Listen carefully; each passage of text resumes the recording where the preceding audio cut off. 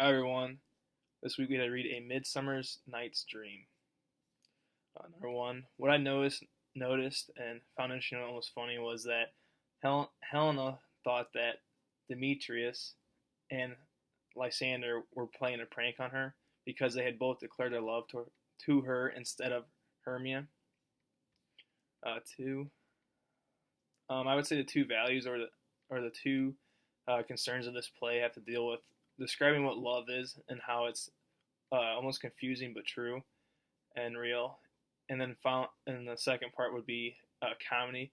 The comedy aspect was brought into more of the side characters that helped put on the play for the Duke.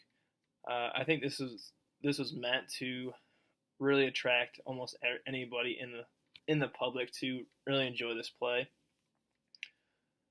Three, what I noticed in the very end of the play, when everybody had declared their love for each other and were deciding that they were going to marry them, that Lysander and Hermia were going to get married, but the Duke just decided to waive the punishment for her deciding to be in love with Lysander, because the whole reason Lysander and Hermione left was because she was going to get killed because it was against her father's wishes. But in the very end, the Duke just ended up waiving all punishment.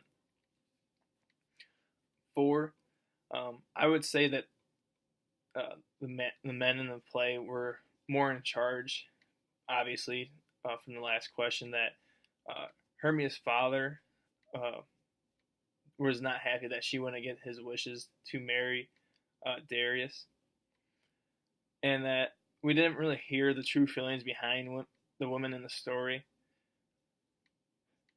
Five,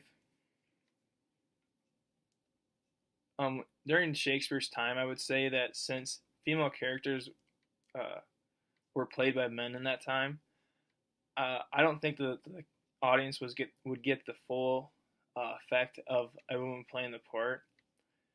For me personally, I would find it almost confusing for me.